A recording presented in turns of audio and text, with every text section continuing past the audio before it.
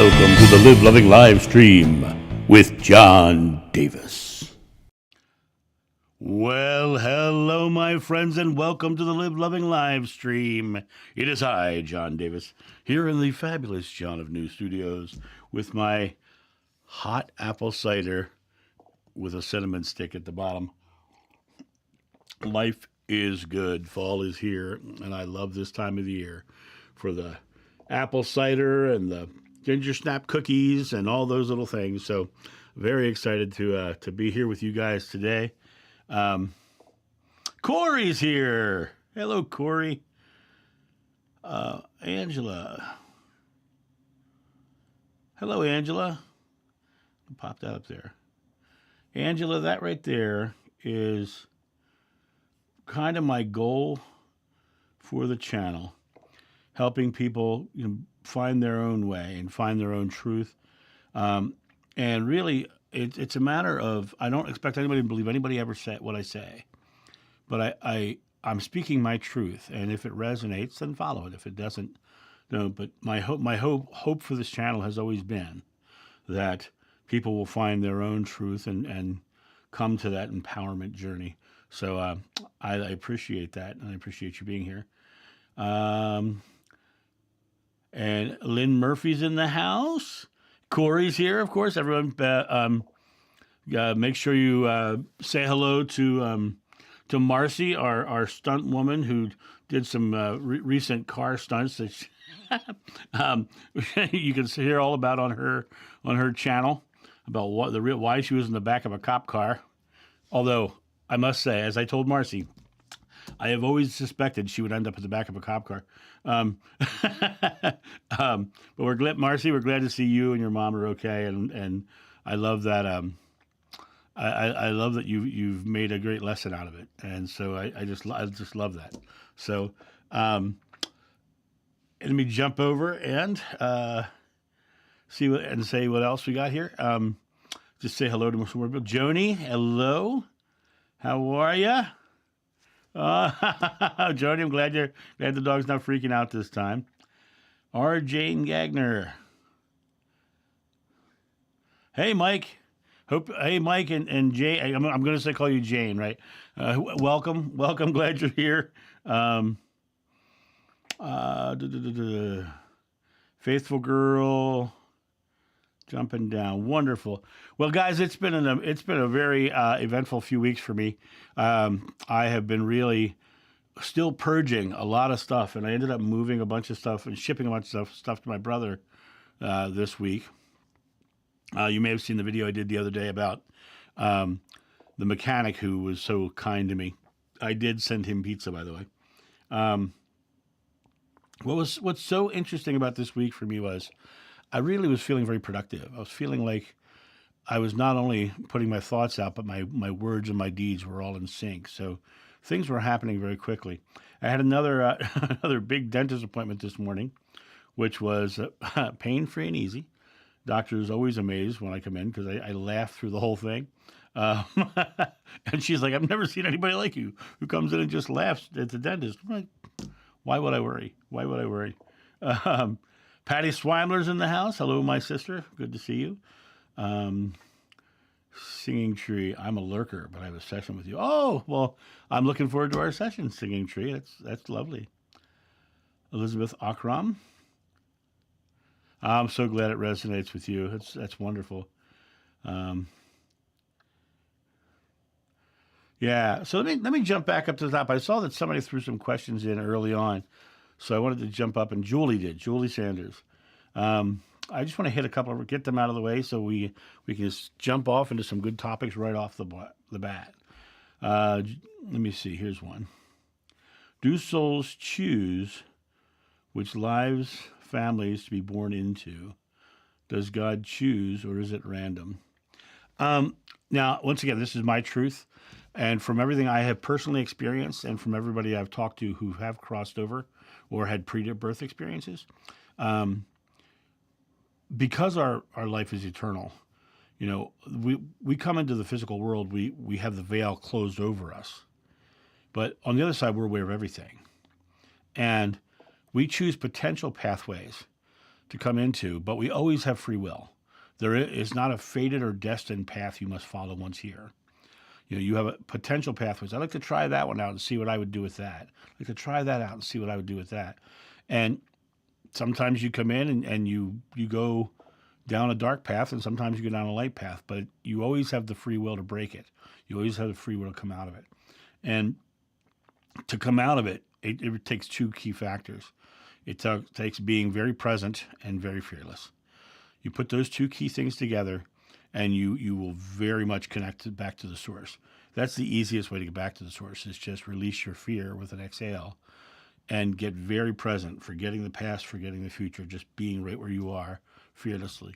And that is the quickest and fastest way to get back to it. But God is, your question says, does God choose for us? God is not a separate entity. God is one with us. We are one with God. God is one with us. God says, whatever you ask is given. And so God does not say, whatever you ask is given unless I want you to have this. It really is. He is the substance of the universe, and he's lovingly, he/she, because there's no gender in God, is lovingly giving your belief experience out of the substance of the universe. But it's your belief that is being created.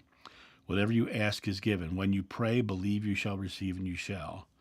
What you think you become, you create your world. You are the culmination of your thought. These are all us putting our belief out and it being reflected back to us in the image. Now, what is the image? We are born in God's image. We are made in God's image, right? In the beginning is the Word, and the Word was with God, and the Word was God. So the reflection of your belief is made in the image of God. And so it's not that there's this separate entity who is pushing their will upon you. It's that they are the substance of the universe, and you are its director. You're the one saying, I believe this. And that's why people who are negative see a negative world, and people who are positive see a positive world. But when it comes down to choosing our lives, we choose the potential path. But once here, we have the free will to do with it as we please. And that's the most interesting thing. The more you get very present, the more you realize that you are a creator of your experience, what happens is very quickly, your world becomes so much more fun. Because now you're like, well, I'm not going to create that crappy stuff. I'm going to joyfully create this. I'm going to happily do this. I'm going to have a wonderful time in my life. And suddenly you start creating from a space of just fun and laughter and joy. Anybody who's ever gotten to see me in a private session or in Marcy's membership group, I just like to joke and laugh and have fun the whole time. That's the way I live my life. I just live my life having fun. And so that's my conscious choice. I could have easily fallen into the victim mode with my past, but I didn't. I made a conscious present moment choice to create something different. And that's the quickest way to answer your question. Let me jump over to your next question, Julie, while I have you here. Are there humans that don't have souls, psychopaths, etc.? I know you wanted this to be okay. I read this earlier, and we're putting it in all caps so I can see them, not so that I can hear them. So think of it along the lines of the all caps is just saying, "Hey, John, this is a question." We are the soul. We are the Holy Spirit. We are our soul, and the experience in the physical world is simply an experience in the physical world. Psychopaths, things of that nature, are people who have been damaged somehow. And usually the damage is a very fear-based damage. And usually it's the fear of not being loved in some form. And so they're afraid of not being loved. Now, coming into this world as a child who experienced something traumatic in the womb, because you still experience in the womb. You come in, you have these experiences, and then you still have that expression of life where you get to choose the outcome. So it's not that they don't have souls. We are the soul. The physical world is just a feeling of separation and experience of not understanding our oneness with God. And so when we come into this soul experience, this physical world experience, all we're really doing is we're being blinded to our complete self, which is the bigger self, the higher self. So I hope that answers your question. Let me jump down and see if I can catch up. I remember last time we did this a couple weeks ago, I was having a hard time even catching up with you guys. Oh, Abe, I'm glad you are quite welcome. Let me jump down. How do you interpret transgenders? Would you say mistaken sense of self based upon physical characteristics? How do you view children transitioning? This is an interesting question because I think that we have the ability in our lives to be whoever we want to be. I think we come into this world and we have we make choices, and I don't think that anyone is less than or greater than any other, and I don't think anyone's in this world's a mistake.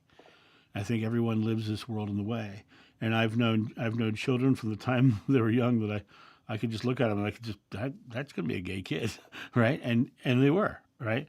It's not because of it being unnatural or changing. Same thing with transgender.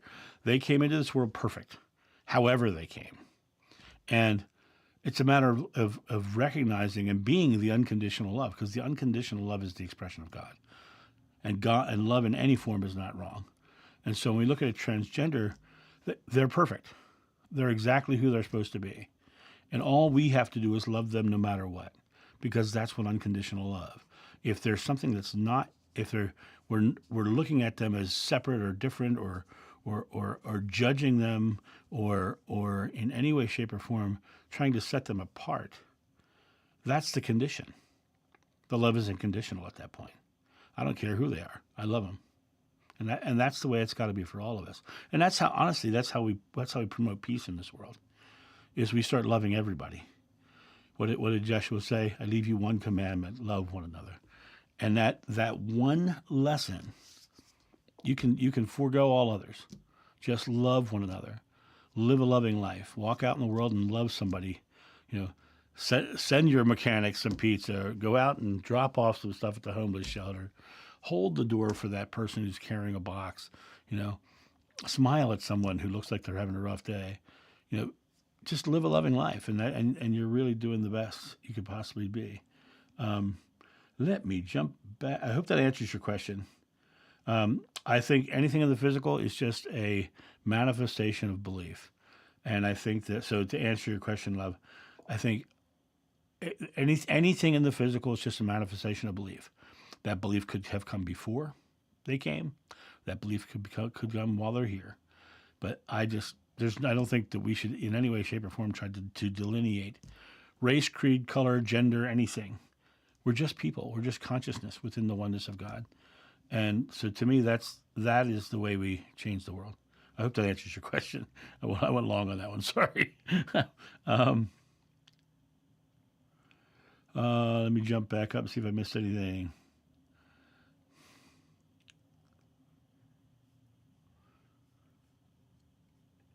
Do animals have souls? They feel when we are sad. Do animals have souls? Once again, I go back to the concept. Everything here is one with God. Every living being is one with God. Every living being is a soul per se. But it's being here is just, like I said, an illusion of separation. My dog Odin was the greatest, most wonderful dog in the world. But he also understood when he was going to do something bad. He understood when something he was doing was bad. One day I came home and I walked into my apartment, and he was lying on the floor. And normally he would run over and greet me and say hello. He was lying on the floor and he looked up at me, and he kind of like pretended he didn't see me. And I started looking around. And I said, "Hey, who'd I went over and pet him?" And I was like looking around, and I looked over at our new couch. And there was a wet spot on the couch where he had been licking himself, right? And I walked over and I put my hand on the couch, and the couch was still warm. He heard me coming up the walk. He jumped off the couch, ran somewhere else, laid down, and pretended he wasn't on the couch because he knew he wasn't supposed to be on the couch, right? That's a consciousness. That's a complete awareness of self, right? Knowing that he was doing something wrong, knowing he shouldn't have been there, knowing that if he pretends it didn't happen, he won't get caught, right? That is a consciousness of self. So, sure, animals have soul, absolutely, but it really comes down to realizing that um, they have empathy, they have love. My same, you have to understand, my dog was a 110-pound Rottweiler. The first time he saw a toddler walk into the room, he dropped on his belly and crawled over to him.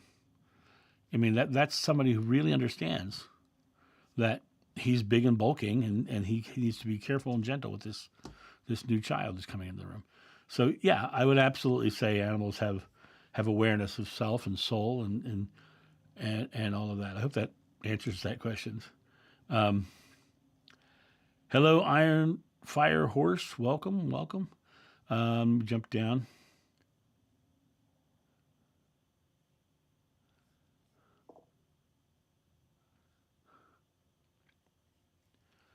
This is a very current, present statement here. How can I/we, or parentheses we, awake to the moment when we get caught off guard by negative, scary attack? It's very apropos because right now there's a couple countries in the world that were attacked, and in our physical world there's things that happen in that regard.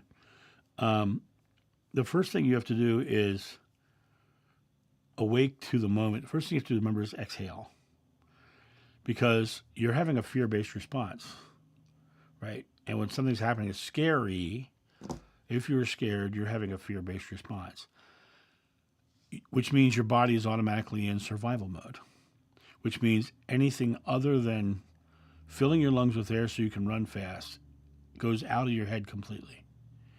And when you exhale, all your cognitive reasoning comes back. And then when you exhale, you're also releasing the fear, which is dropping you back to a love state. And at that point, you can say, well, like with the guy who tried to rob me at the time, and I said to him, how can I help you today, my friend? And he ended up not robbing me because we had a long conversation. I drove him to his uncle's house, and it was great. But it was a matter of me not giving away my power to fear. So when somebody comes up to me in a negative way, I simply turn the other cheek. When we have these countries doing these things, we in the world who want peace, we have to stay in peace, not in fear, because everything that's happening over there on the other side of the world is all fear-based, right? Our job is to be peaceful.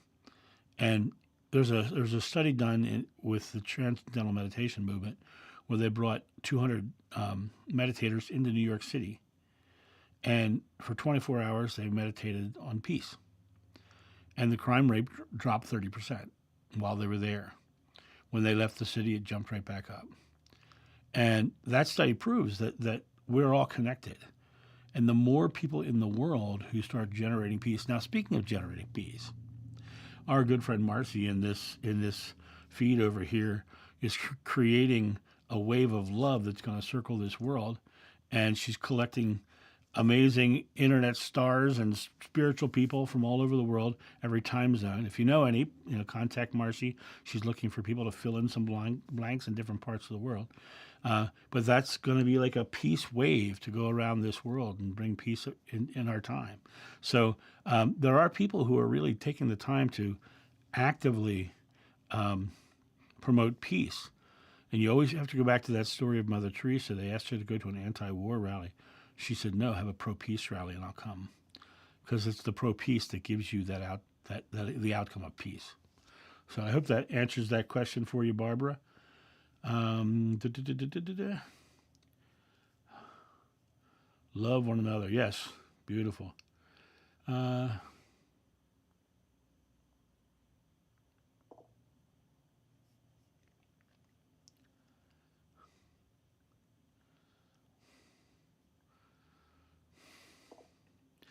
We're back to the transgender.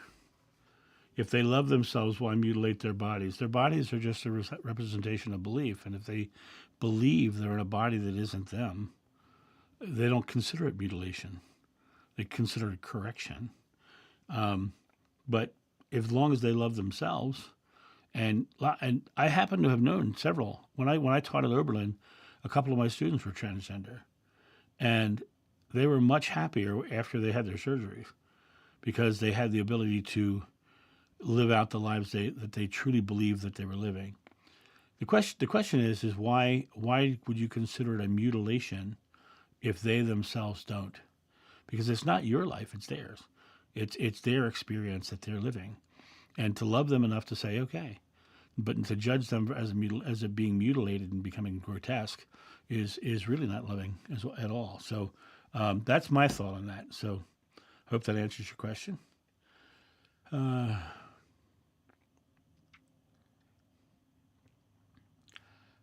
Here's one. And Chitra will love this because I'm going to talk about old stuff. I hope you're enjoying that Chitra. So here we go. Let me hit my apple cider. By the way, the best thing I ever bought in the world is a coffee mug heater for my desk. When Jeshua touched your chest on the beach, is the sense of I am the same thing that you felt there on the beach? Also, have you ever felt anything like that with anyone else in this/previous life? This life or the previous life? This is going to be a very interesting question. So when I was on that beach, I was very singular. I was John of old. I was on that beach. I was mending ropes or nets. I couldn't tell whether they were actually nets. I assumed they were nets, but I was tying bundles of things as if I was repairing them. And I was living I'm a fisherman doing my job, and this was my dad right beside me, and I understood that I had to do this extra work because my dad couldn't do it anymore. And it was just very much a very individual life. When I walked over to that crowd and the crowd parted, and he looked at me, and the first thing when he looked at me, it was a look of like he had known me his whole life and he simply loved me. He's like, he gave me that feeling, and I could feel his presence. I could feel his love, right? I could feel that pure essence of love coming from the man. Nowadays, we would call that charisma, like over-the-top charisma, big, giant charisma. Somebody they're captivating when you see them, but you could literally feel it from him. It was even more so.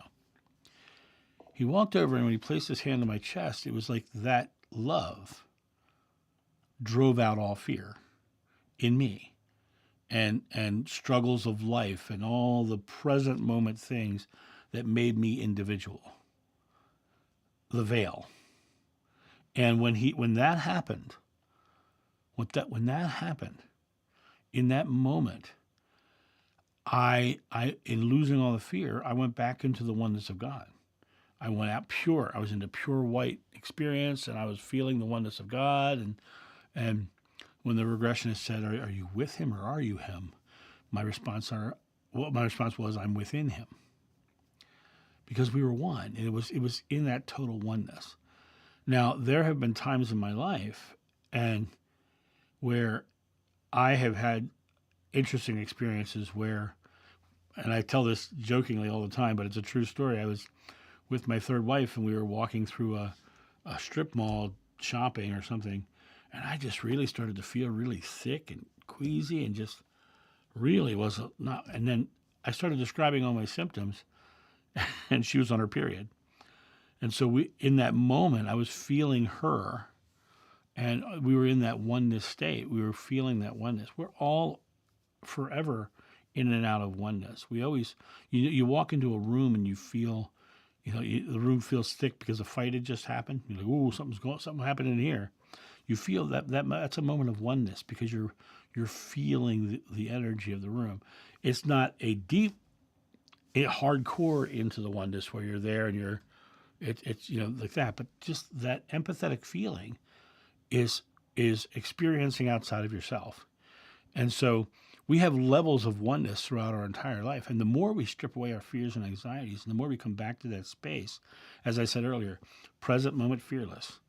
You become, I am, present moment, fearless. Buddha said the secret to enlightenment is the eradication of fear. Present moment fearless. And when you're being that, you are more open to the oneness of God. And if you've ever had the experience where you've met somebody who you've just really resonated with, that's because you're connecting on the oneness level. That resonance is you and that person feeling that oneness because it feels right, right? And that feeling right is the acknowledgement from the source that this is it, right? And that's the acknowledgement from you going back to the source and feeling the source. So I hope that answers the question. I've met many amazing people in my world who just took my breath away and still do today.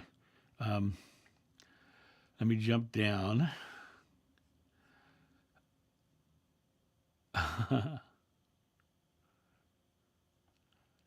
Oh, this is an interesting question. And I'd like to ask some of you guys, some of you guys to put your answer to this question in the comments too. How did I live loving this week? I did so many live loving things this week. It's wonderful.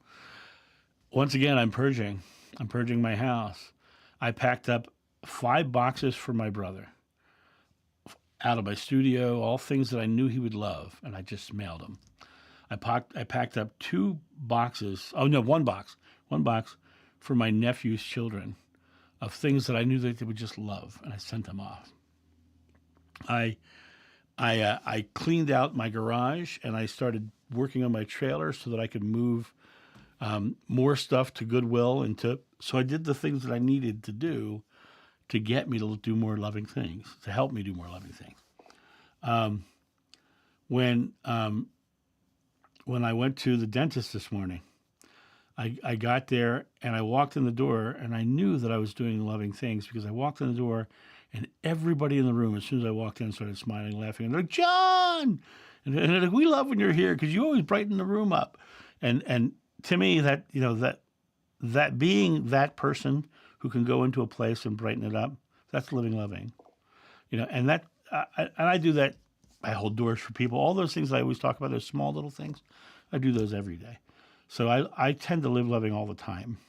And I'm always looking for things to do to help and be of service. And another thing that I do that's living loving is Monday through Thursday, I start early in the morning and I get done late at night doing private sessions with people, specifically because I want them to have the best. I want them to come to their power and thrive. And I'm so grateful every day when I get to talk to everyone. I feel like everyone I talk to on those sessions is a friend. And by the end of the conversations, I feel like I got a lot of friends. And that's living loving too. So I hope that answers your question. So I'll dig down into the comments and see if you guys put up any comments of your own about what you've done loving.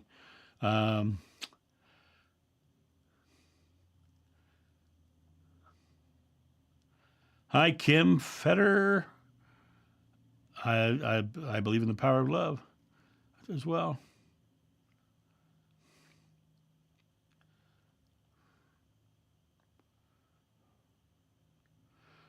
So everyone that if you see in the comments, Marcy is aiming for that love wave across the time zones around Thanksgiving. So that's something to be thankful for. If you guys know anybody who is a spiritual teacher, spiritual leader from anywhere in the world, make sure you get them in touch with Marcy to be a part of this because we can do this. We can create something amazing.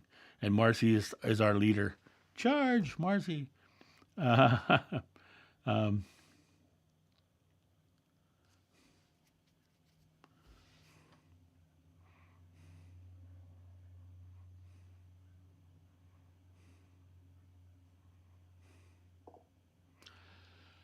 I'm not really sure what you're driving at here. How many souls? God is infinite. God is infinite. There is no set number. There isn't, some of the prophetic stuff will tell you it's 144,000 souls. There's more people than that on earth right now. There is no number. That is a physical world idea. The number. It's unlimited, and always open. And as I said, we choose our path. We choose our potential, but we aren't limited to fate or destiny. We choose our path, and then we have all the free will in the world to use it as we will. So I'm not sure if that answers your question or not. I hope so. Dr. Joe Dispenza. I have, it's interesting. I've seen some of Dr. Joe Dispenza's work. I like what I've seen. I haven't dived into it really deep. I've been really busy lately. But from what I've seen, I like, some of the things I've heard him say. I don't know about his workshops and things like that. So, yeah, I haven't heard anything bad about him from anybody. And from what I've seen, I liked what he had to say. So, that's all I really know about him. I just came in. I thought the question was related to tattoos. I'm not really sure what question you're talking about, Melissa.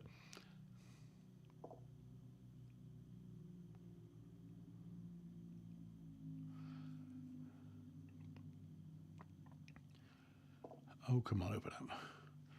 With these wars breaking out, I'm overly empathetic. I'm letting go.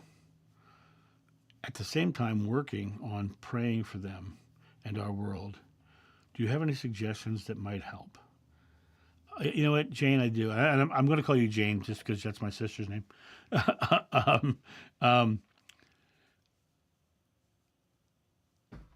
Once again, I go back to what Mother Teresa said.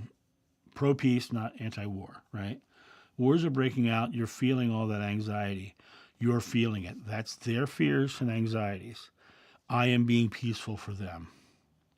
You use the word I'm letting go, and at the same time, working on praying for them in our world, right?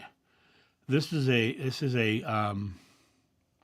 cognitive dissonance because you're so worried. You're working on letting go of the empathetic nature, and yet you're also praying for them in our world. All of that is based on. I don't know how you're praying, so you really can't say this. But if I was to look at this, you've been praying for peace. Are you praying for the end of war? Or are you being peace, present moment and fearless, being peace, present moment and fearless. So you feel the struggle that they're going through. Exhale. First of all, exhale.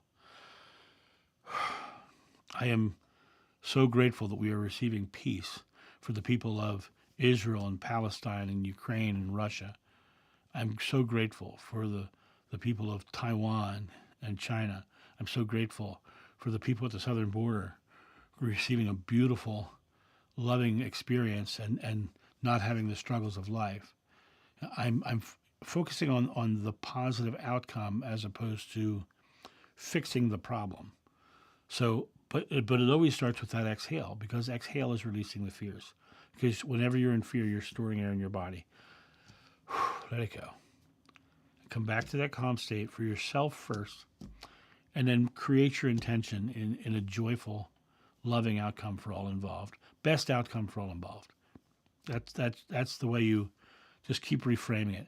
And then eventually what happens is the more you reframe it like that, the subconscious mind pushes the other thoughts away because you're consciously choosing something new to put into your subconscious mind, into your subconscious past. Because all the subconscious mind really is a collection of present moment memories with an underlying belief created from them.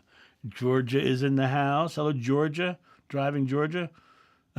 Hope you're doing well. Hope you're just listening and not trying to look at the screen. The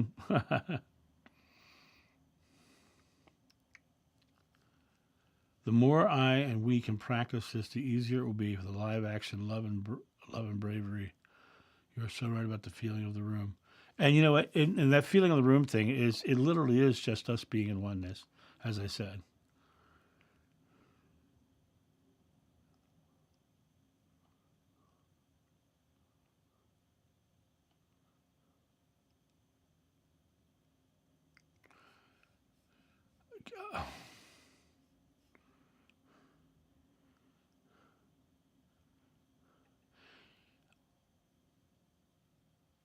I'll be honest. I have no idea what a chimeric folk is. So I'm not, and I didn't think you were digging on anything. I just didn't think I was. In fact, I think the only thing I was asking about was the number of souls thing. So I'm not really sure. But yeah, please, I don't know what a chimeric folk is. So if you can clarify that for me, I'll have probably a better answer for you. I don't know, Barbara, I don't know what song you want me to sing, but not tonight, baby. Susan Kelly, welcome, welcome, welcome. Oh, good for you, purging the storage unit.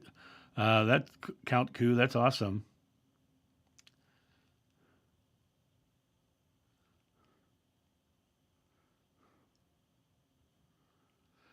Oh, I love this. Is that Lakshmi Chitra?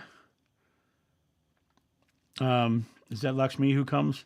I love the fact that it's in that belief, the belief of Hinduism, because I think it's, purging is always a good thing. Even in nature, purging fire makes the soil stronger because of the acidic ash. So yeah, I think it's beautiful. So let me know if that was Lakshmi. I love that. Jumping down, love wave. The love wave. Let's hear more about it. And I'll say this for Marcy on Marcy's channel, and you can very easy to get to Marcy's channel if you just click on her face in the comments section. It take or her name in the comments section. It'll take you to her page, and on her page she has a whole thing all about it. It's kind of hard to do it in a chat board, but Marcy is the person who's running us, and I have no clue. She has much more clue about it than I do. So, but I'm there for it, no matter whatever Marcy wants. I'm there for.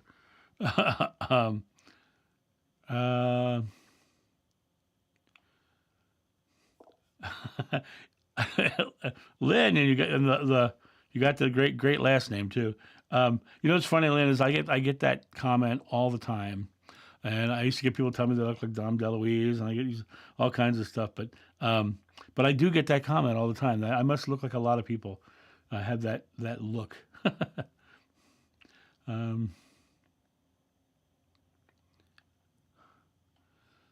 There you go, Marcy. You reach out to Brian Scott.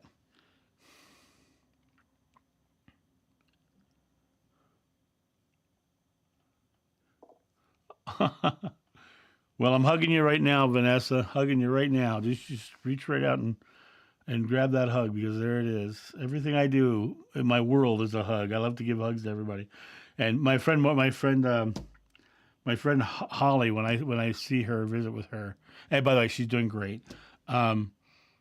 She like gets into special positions to get the John hug, because I love hugs. I'm a bear hug guy.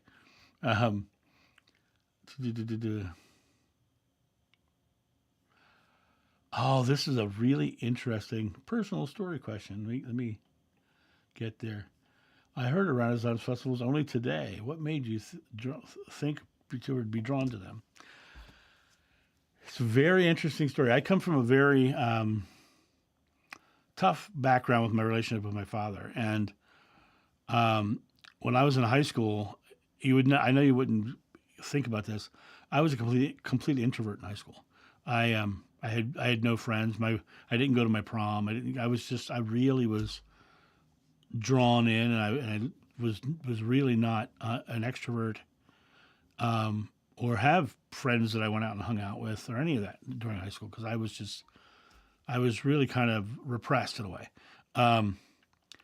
But I did have a couple of very close friends for my entire life. My friend Tim, but during the high school time, he was living in Philadelphia and I was living in Delaware.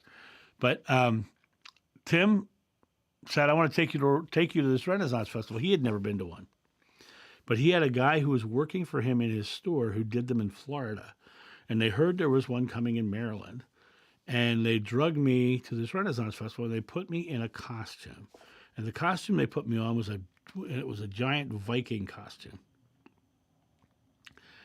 And I went and I wandered around this festival as a complete introvert in a giant Viking costume. And I'm a big guy. I'm walking around with horned helmet and a battle axe, and people are coming out of the woodwork to get their picture taken with me. And it was a day of just love and positive reinforcement for me. I was hooked immediately, right? I also found that I could be a different character at a Renaissance festival. I could be not the guy, the introverted guy. And by the time the festival came around the next year, I had my own set of chainmail and was doing my own thing.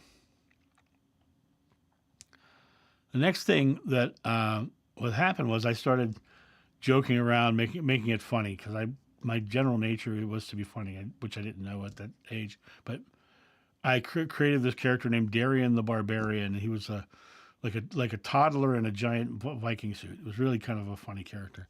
And I just started doing it at the festival as a patron.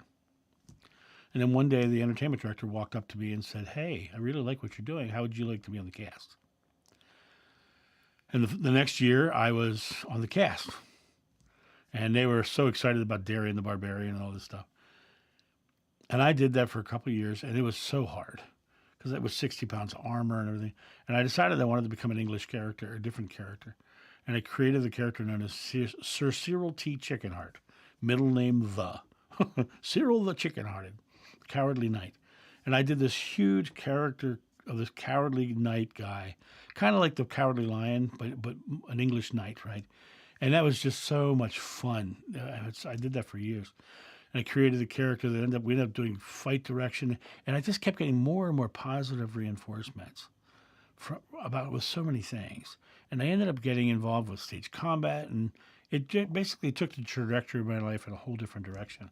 But it really let me step out and get a positive reinforcement and get recognition for being good at something, which I had never gotten that as a child. And so for me, Renaissance festivals really saved me. It really kind of helped me come out of my shell and helped me go on to become a speaker. And then when the spiritual things came along, it was just like the next weird thing that was coming on in my life. So it made that even easier too. So I hope that answers your question. I know it's a long one.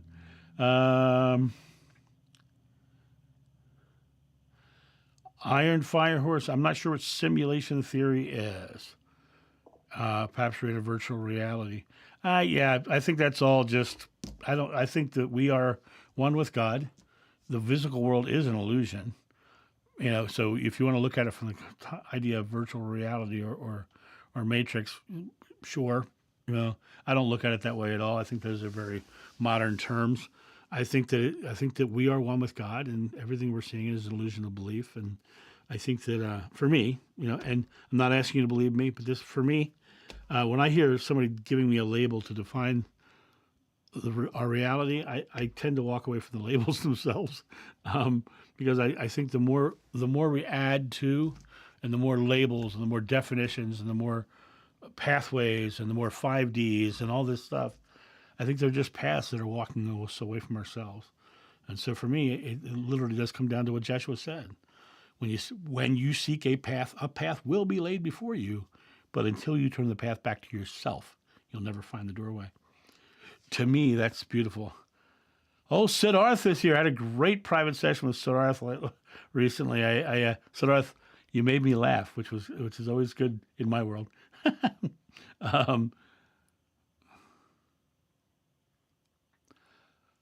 Brittany, I love this. I'm going to put this up.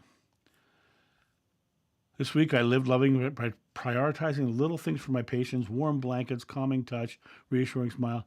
Beautiful, Brittany. Beautiful. That you're giving me goosebumps, lady. You're giving me goosebumps. I love that. I love that.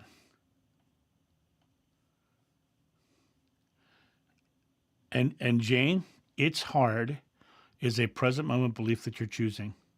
I am joyfully and easily giving love to this situation.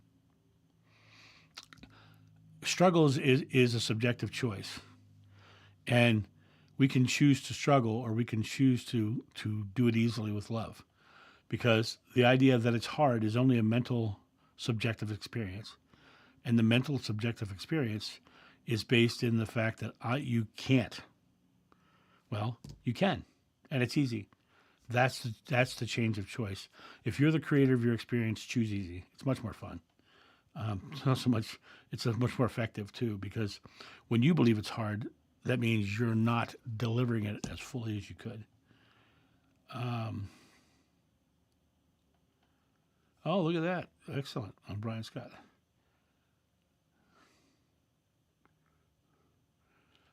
Jumping down, seeing. I'm trying to catch up with you guys because you guys are kicking butt as usual.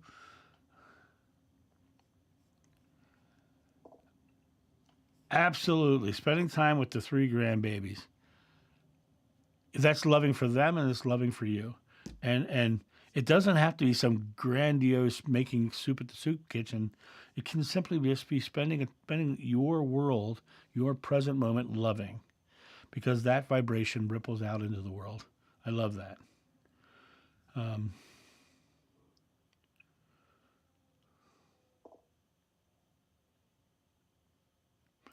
Jumping down.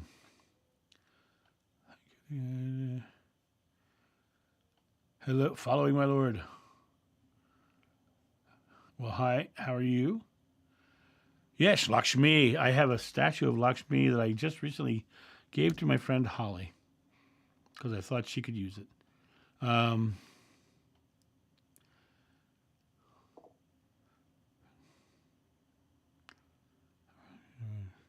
Oh, I'm glad you're liking the Religions Explained video. I think since that other channel is based around people who are breaking free of religions, I think it's probably a really good idea for people to understand what the other religions are. Because the other religions have various specific beliefs, and what's interesting, the more you study, the more you find that there is a commonality in almost all of them, and that's the interesting thing.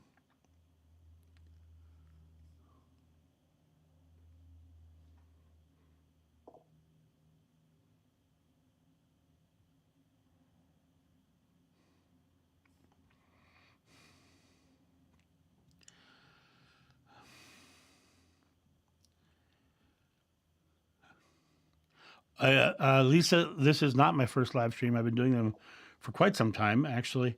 I recently knocked them back to bi-weekly because just because I needed the time. Yeah, it's every other Friday night, unless I burn my chili. For those of you who came last time, you'll know what that means. um, how might I stay positive in a corrupt working environment? I love this question. You know why? Because your belief that it's a corrupt working environment will make it and be empowered to be more corrupt. I am joyfully receiving a job, doing something I love, something that I respect, and something I feel good about doing. Now, either the place you're working will change or you'll find a better job. But it's a matter of you deciding, I am working, instead of saying I am working in a corrupt business, I am joyfully finding a career doing something I love that gives me abundance, doing something that makes difference in the world in profound ways. Your present moment belief is what you're creating, and the more you focus on corrupt working environment, the more you're feeding it. So choose to start. And here's another thing: you can be working in a job you don't like, and you say, "I'm so grateful that I have this job while I'm finding the career that gives me abundance and helps me help the world in profound ways." So it really comes down to you changing your belief about what you're creating rather than focusing on what somebody else is. I hope that answers that question. And thank you, Georgia, for the super chats. They do keep this roof over my head and this camera on, so I appreciate that very much. Thank you. Let me keep going down.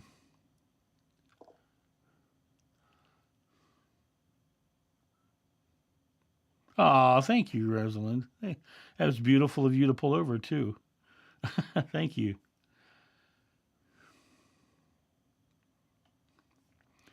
I think that if you're drawn to it, then that is what you do. I think that all healing modalities work, and they work better when the person who is practicing them believes they work, because the more you believe in it, the more the person that you're working with will believe in it, and it's their faith that heals them. So they all work. It's just a matter of the belief being a part of the equation. Um,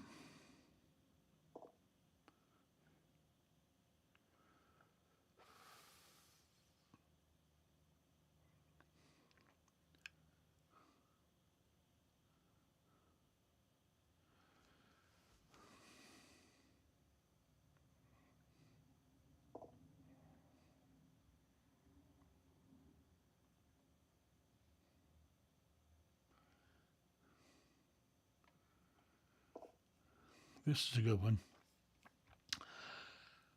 Do you have any tips on how to begin meditation? I'm very new to this, and I want to reach very high levels, connecting with Jeshua and Mary's, not to mention my own spirit guides.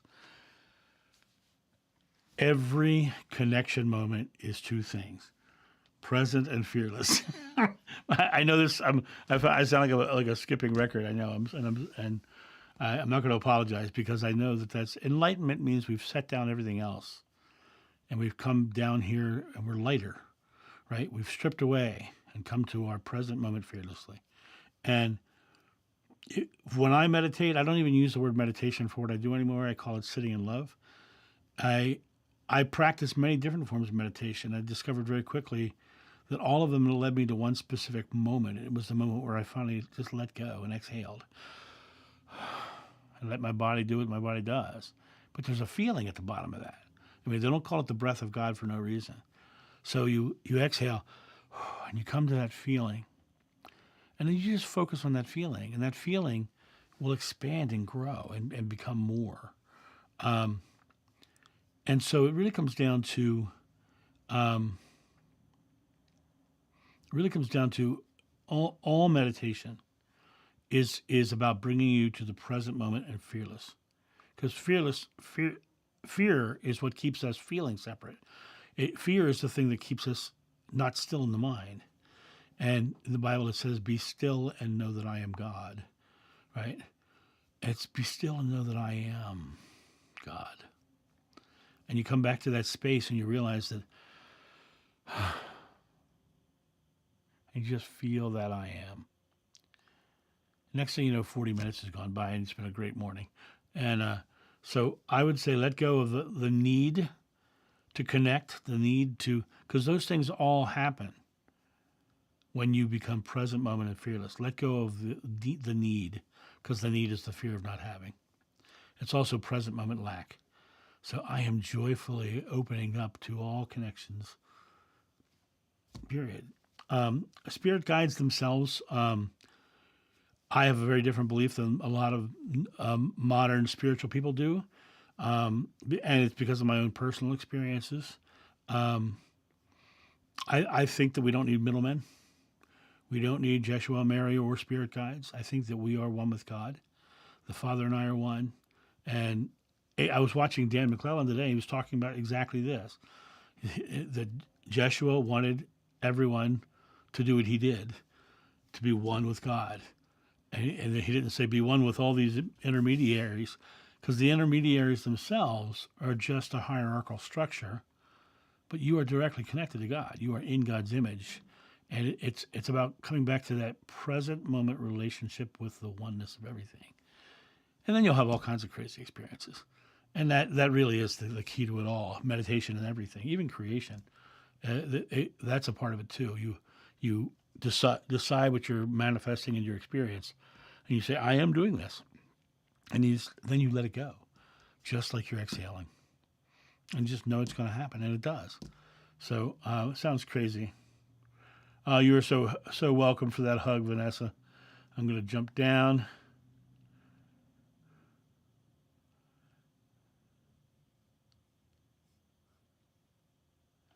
It's an interesting question. I look so forward to these Fridays. How do you feel about channeling when we can just be directly connected to God? It's very interesting that you're asking me this question today, because a video I put up recently that I literally said, I turned the camera on and started talking, right? And then somebody said, that's an amazing channeling, John. And it hit me. Was it channeling? Was it really channeling? Or was I just speaking from my oneness with God? Was I just coming from a space where I was bringing it through my personal truth and clarity? And is that channeling? So, to me, when I was looking at the channeling aspect of it, channeling was really big in the 80s, 90s, and the early 2000s. And there's still people who are doing a lot of channeling now, but it was real big in the 80s, 90s, and early 2000s.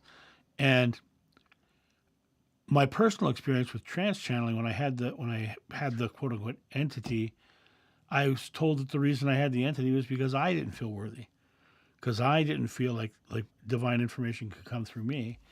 And what I've noticed now is, and I'll share something with really interesting. I had a private session 2 days ago, and I do it every time I do a private session. An hour before, I sit down, I write the person's name, I exhale, I come back to that space, that pure, loving space, and whatever words come in my head, I write. So I started writing. Time for the session came on, and the man doesn't come on. A different man comes on. He says, yeah, he decided to give me his session.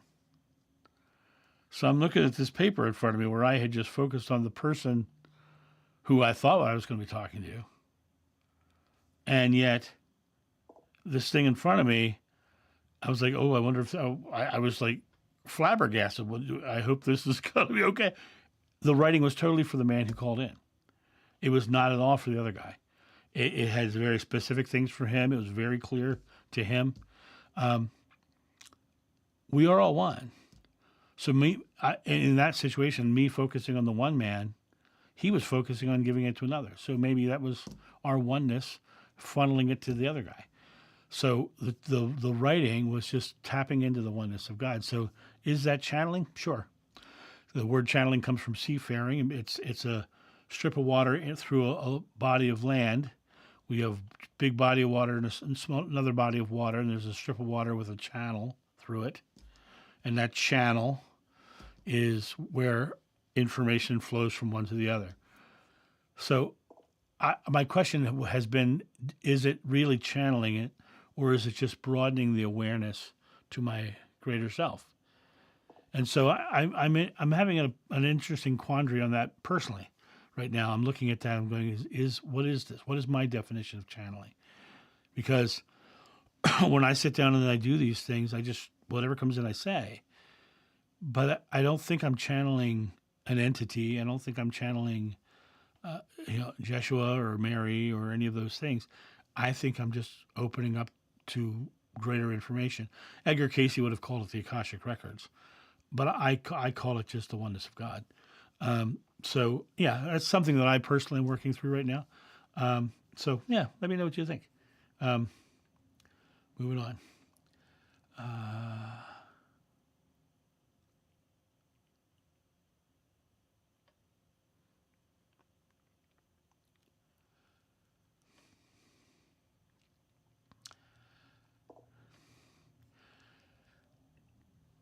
And I think that love's topic is a good topic. I think it's a bigger topic, and I think it would take a bigger conversation. But if an adult is abusing a child, that's not love. That's lust. That's power. That's wrong. It's fear-based, harmful things to make themselves feel powerful, right? But that's a different story from transgender, right? I think transgender, they do have if it's the child's choice. Now, if they're being forced to change their gender because the parent has said it, that's entirely wrong, right? Each individual person has their own choice.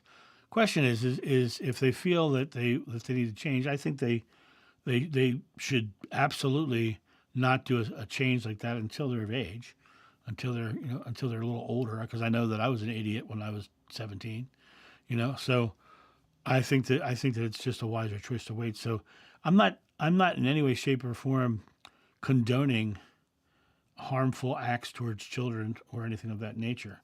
But I'm also not condemning people who feel that they're of the wrong gender and changing their gender to make them feel more loved, more loving, and for them to love as they want to love. So I think that's just a perspective change, a perspective difference between us. But I could be wrong about that too. So no judgment from me. Let me move on.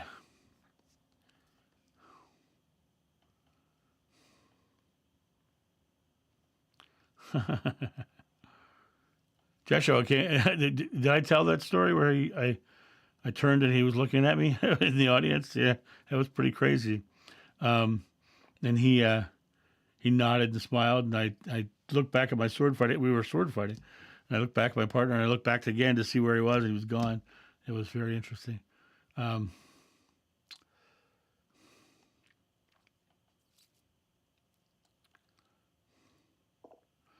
Thank you for sharing this, Elizabeth, because I really think that, people get to choose who they are. And if they don't feel right about themselves, it's like, people tell me all the time I should have a toupee, right? Or I should get my hair done, or, get implants or whatever. And I'm like, or they tell me, what I get a lot? I get a lot of people tell me I should dye my beard. And I'm like, I earned every one of them. I earned every one of those gray hairs. I'm proud of them, right? But, who is it anybody to tell me or anybody how they should look or how they should feel, who they should be?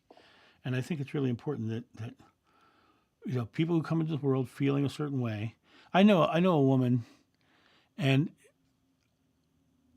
she was a woman by birth, but she is absolutely as much of a man as I am, and she doesn't necessarily say it that way, but she doesn't like when people hold doors for her. No, I'll hold the door for you, right?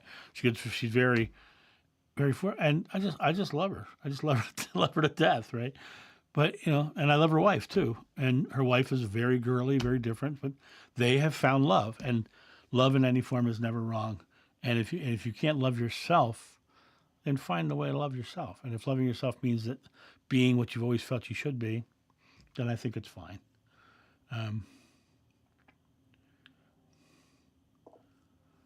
But Elizabeth, I'm so glad you shared that. That's beautiful. Thank you. Larry, welcome to the house. I know I'm Latin. I'm down here. I'm falling behind here. Well,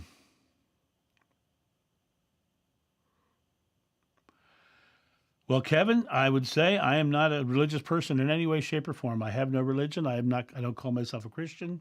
I don't call myself a Buddhist. I don't call myself a Hindu. I call myself a person. I call myself John. I am John, and that's enough. So religions are the doctrines and dogmas that try to make themselves right. And I think it's all far simpler, because that's what it said actually in my regression. It's so simple, we have a hard time comprehending it. George is home now. I'm so glad. Like I said, I'm way behind, so. Could you please explain this with the path towards you? So I'm assuming you're asking about when you seek a path will be laid before you, but until you turn the path back to yourself, you never find the doorway. So religions, they tell you to get to God, you have to do this. New Age dogmas will tell you, this is the pathway to do this. All of them are the paths. All of them are external paths to get somewhere else. But God is present moment and fearless and inside you. The kingdom of heaven is within you. And it's a matter of coming back to being you. What I just said about religion, saying that my religion is I am John, right? That's the easiest way to say it. Because I don't subscribe to any one religion. I think God is too big or too beautiful to be encompassed by any one school of thought or religion. And when I read them and I study them, and there's books and books and books over here, and I go through them and I study them and I've read them all, and every time I read one, I find some truth. But in those truths, I find that same truth in another one. So I start finding the ones that correlate. Kindness is in most of them, if not all of them. Love is in most of them, if not all of them. Oneness with God is in most of them. Your thoughts being creative is in almost all of them. And so you start to find these universal truths, and you find very quickly that if you're in one that is promoting fear-based dogmas and fear-based, it's telling you that you're not worthy or any of those things, it's taking you away from love, because all of those things are fear-based. And that loving space, that feeling at the bottom of your breath is love. And when you come to that, back to being I am John, I am Marcy, I am Brad, I am Tritarch, I am Suzanne. I am, and I am loving. I am John, and I am loving. That's all you need. Love one another. Love yourself included. And that's I guess that explains about that, because all of these outer pathways of I have to do this to do that. I have to do this to do that. I have to do this to connect to God. I have to do this to connect to the my information. They all work if you believe them, but until you release them all and come back to yourself, you're not stepping fully into your own personal divinity. You're still using crutches. I had a woman who was a tremendous tarot card reader, But for years and years and years, she read her cards, and she would like pull out her deck of cards. She'd shuffle them, and the cards were worn like an hourglass because they were so old. And she'd shuffle them, and she'd do all these things. And one day I was walking by her booth, and she says, "John, come here." She's the only person I can talk to about this.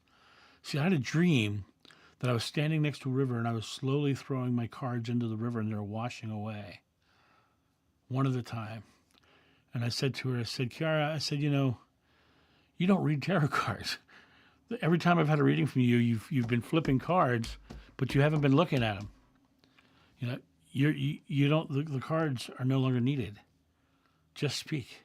Just be you. Just come from the oneness of God, and it changed. That's a life-changing moment, and because suddenly you realize that you don't need anything other than yourself. That you and God are one, and when you come to that space, then all the information comes.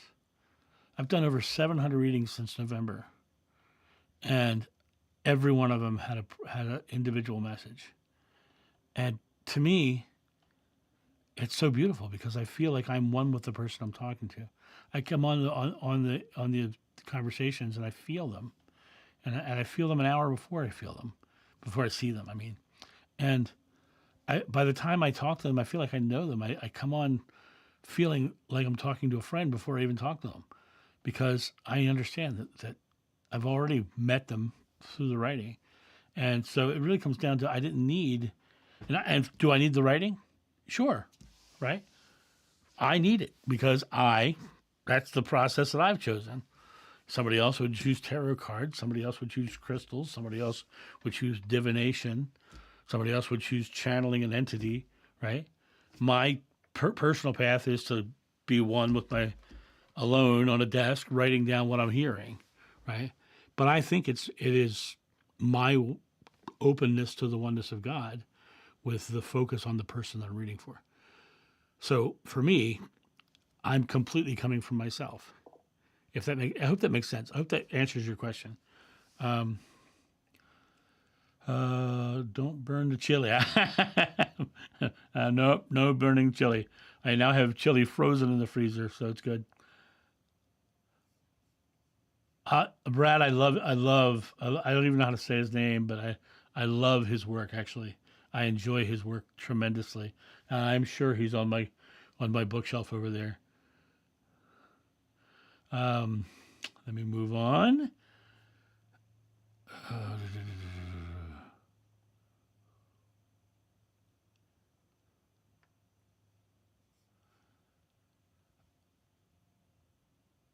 So, Barbara, is this wording? And if you're asking of me to come up with some actual wording, let me know what you're talking about, because I've talked about it a lot, so I'm not really sure where. Because I'm behind you guys in the chat board, obviously. So help remind me of what you're talking about.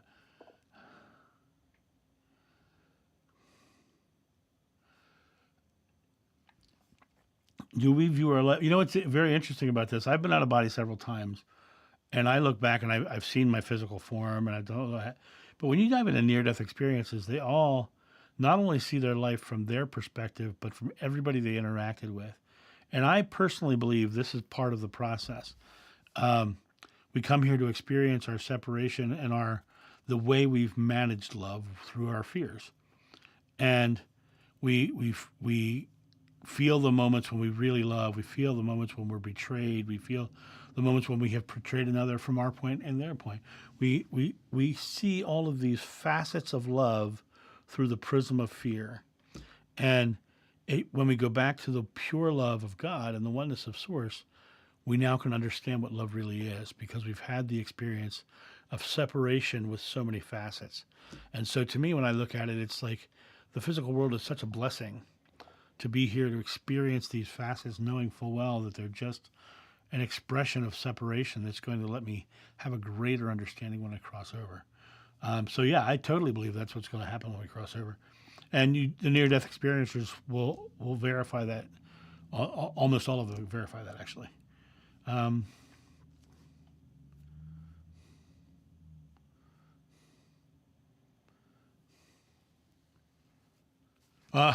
glad you liked that video, Georgia.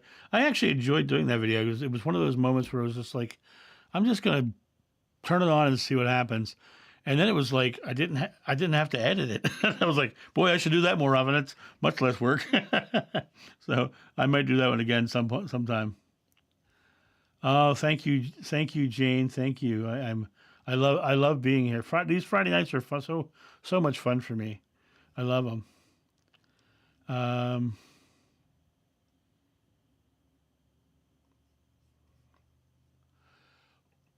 This is a very interesting thing. When I go to bed at night, the void is an interesting way of saying it, but I have like, remember the old TV show Maxwell Smart, right? And he's walking, and the doors are opening and closing around him, closing around and closing around him. When I go to bed at night, I lay down in the bed. I feel myself get comfortable in the bed, and I become very aware that I'm aware of the room. I become very aware that I'm aware of the room. And then I consciously bring myself into my body and become very aware of looking at the back of my eyelids. And in that moment, suddenly there's this feeling of like, you almost can't move your arms or your limbs because and the second you go to that place where you can, you're actually going back outside your body again. So you come to that space of realizing that you're in your body, but not connected to your body. And then you start to see these colors flowing by. And I told the story several months ago about how I was lying in bed one night and the colors, every time the colors would go by, I'd try to focus on them and they would kind of push away. And one night I was doing that and I heard this thought that said, there are no eyelids. And the second I heard that, and then I could focus on the colors and I could go into the colors. And I had some amazing experiences that way. And then eventually what happens is you fade into a different level of consciousness. And when you shift into that consciousness, you go back to the other side. You know, I often talk about the physical world being like scuba diving. Every 16 hours, you go to a different state of consciousness. Every 16 hours, you have to go back up for air. We just come down here to experience diving. And now we're going back up every night when we go to sleep. What did the Dalai Lama say? The best meditation is sleep. So that's, yeah, every night that's my genuine practice.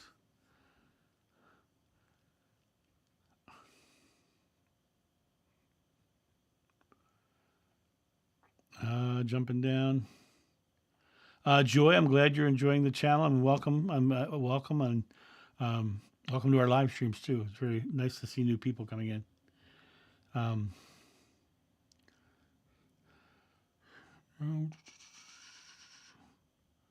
Tapping into the universal mind, Chitra totally could be that. Could be defined that way. Do I have any discounts or special? You know what, Joey? I do not. And let me tell you what's happening right now. Most people don't know this. I am currently booking my private sessions out to the middle of June, which is just insane. I never thought it would be that far out. But in about 3 weeks, the second Next Level Soul interview is coming out, which means the rest of the year is going to be booked really soon. And so people are I get daily messages from people saying, I was just on your calendar and I can't book till June. How can I get one earlier? And people say, you know, I'll pay more. I'm like, no. You know, this is all there is. My calendar is full, right? And then I discovered that when I when people would reschedule, and I'd announce rescheduling, then I'd get like someone would jump on and grab the slot that was opened, and then I get 50 emails from people saying, "I want that slot. I want that slot. I want that slot." The only way you get the slot is to jump on and book it, because I just don't have the time to deal with all of that stuff. But yeah, there's no discounts coming up anytime soon. Just because I'm doing so much right now for me to go, then have to go in and change everything and do it. It actually is a lot of work to do a discount. So not coming up.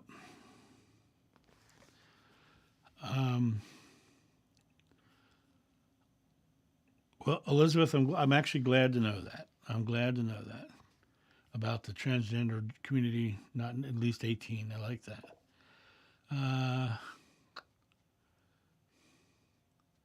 Oh, well, thank you, RV Joey. I appreciate that.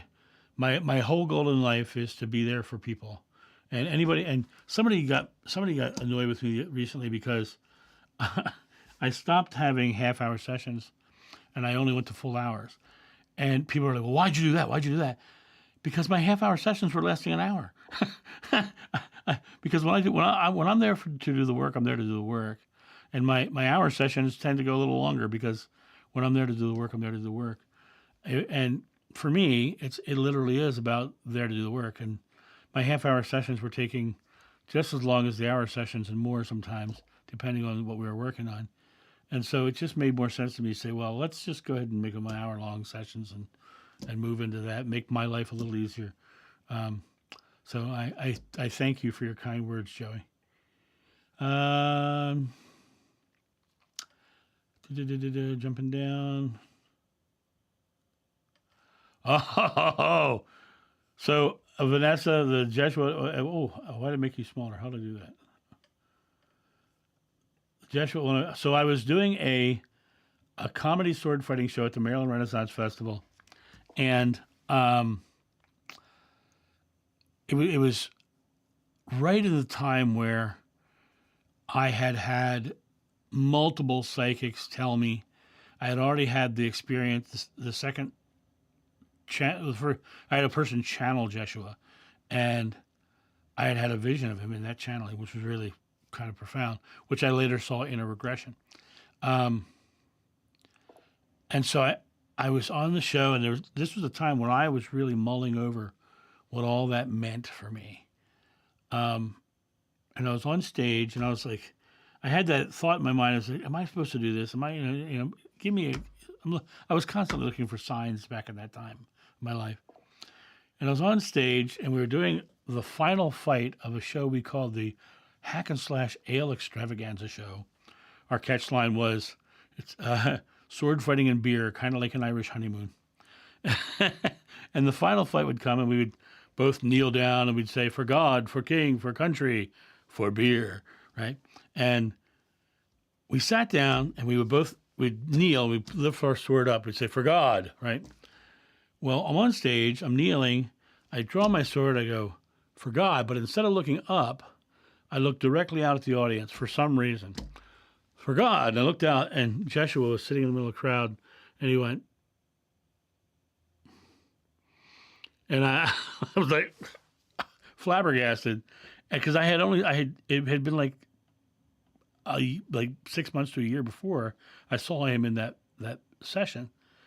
So I recognized him, and he was wearing modern clothes, by the way, which was interesting. But I couldn't really tell you what he was actually wearing.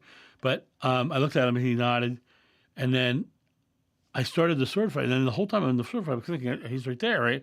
And I kept, at one point in the sword fight, the choreography, we've done it thousands of times, so I could do that blindfolded. We're doing the fight, and I turned, and I looked out, and he was gone, right? So that was my experience of him in a show that came up, jumping down.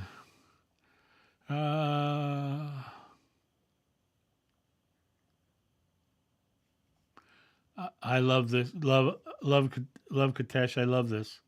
Loving yourself truly leads you to love yourself beyond your temporal body and to identify yourself as spirit. I love that statement. Thank you for sharing that. Beautiful.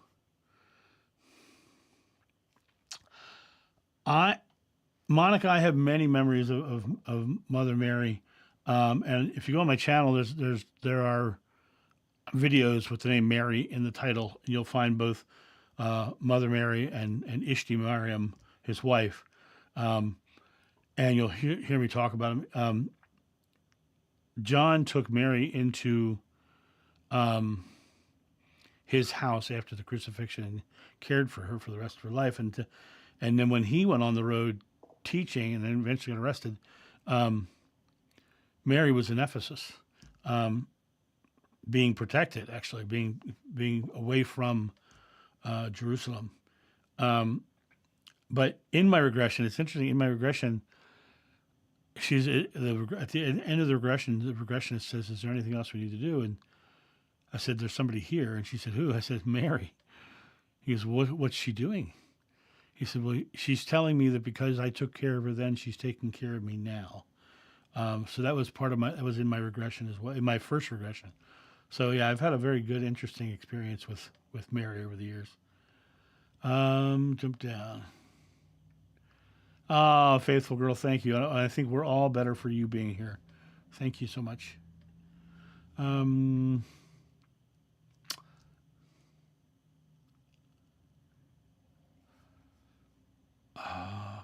I'm going to wind this up soon, guys. We're about 20 minutes longer than I normally go.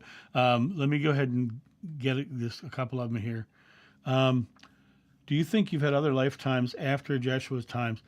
I have a weird affinity for the Elizabethan time period, and when I picked up a sword at Renaissance festivals, I just knew how to use it. And fight directors met me, and they're like, "You have a lot of talent for this." And so I think that there was probably life. And here in Akron, I became known as the Shakespeare director. So yeah, I think that there's something with Elizabeth time. Thank you, Elizabeth. You are the hand on my chest. That makes me feel good. I'm going to jump down to the bottom of the comments. Here you go. This is a wonderful, wonderful question. Do you think it's useful to talk to Christians about Jeshua's true teachings? I have a lot of Christians in my family, and I usually avoid the topic and talk about spirituality more generally. I think, and this is my honest opinion, that the best way to approach a Christian is to not approach them, is to live a joyful, loving life and let them see you just loving people, and let them come and ask you a question. And they'll say, "Wow, wow, I just love who you are." Well, thanks. And you just be you. Just be you, right? And then when they're angry and they're mad or they're judging, you say, "Well, I'm sorry you feel that way." And just let them see off ramps. And when they finally come to the point to say, "Well, what do you believe?" That's when you can then say to them, "I am, I believe that God is love." And you can actually, I use a lot of biblical terms when I talk to people like that. I believe that God is love, and I believe that Jeshua was an amazing individual who showed us our potential. And I started saying things of that nature. But when most Christians that I have found are very much not open, the ones that are very profoundly Christians. But I will tell you that a large percentage, almost 50% of my audience, refers to themselves as recovering Catholics. So, I mean, there's a big percentage. And my mom, my amazing mom, when I asked her about why she became Catholic, she told me it's because she had her first out-of-body experience during a Mass. And then when she went to her priest and said, "Father, I'm concerned about my son. He thinks he's a reincarnated apostle," the priest said, "Don't discount it. It might be true." So there are people in the faith, but it's a matter of letting them come to you rather than you trying to teach them. That's what they would do. They would come to teach you what they want you to believe. Everyone's on their own spiritual journey. Let them live theirs. You live yours. And if they ask questions, then you can say this. And if they try to tell you you're wrong, say, "I respect your beliefs. Do you respect mine?" And then just move on. But don't dive deep into it, because I can tell you from experience, you will get called nasty names, and how you deal with it is you can either react to it or you can act with it and be an action hero, not a reaction hero. Okay, all right. Oh, Jenny, happy birthday. I'll do, okay. Somebody told me to sing earlier, so I'm going to sing one song. This is your birthday song. It isn't very long. Anyway. Old Renaissance Festival joke. Thank you guys for a wonderful evening. I'm getting out of here. It's been an hour and a half now. I thoroughly appreciate you. I love and respect you all. I thank you for being here. I love the lively topics. I love the controversial topics. I love having an open conversation without judgment. And I appreciate you all for coming here without that judgment and coming here with an open heart and with love for this community and for this group. It is, without a doubt, one of the best things of my month to come here and do this and hang out with you guys. And so you guys have a great week, and I will answer Angela's, because I don't think I've met her before, so I'm going to answer her quick question before I go. Is your regression as vivid as your memory when it happened? My regression was just like being in the physical body. In fact, my conversation with my regressionist were the thoughts in my head. That's how real it was. I could smell the air. I could feel the rocks under my feet. I could feel the nets in my hand. It was like I was standing on a beach in Galilee back in that time. So anyway, thank you guys. It has been a lovely, lovely evening. It's been a wonderful night. And I am going to go drink my apple cider, my hot apple cider, and lounge and hang out with my kid who's out in the living room. So I will talk to you soon. You guys have a great night and a great weekend, and we'll talk later. See ya. Bye.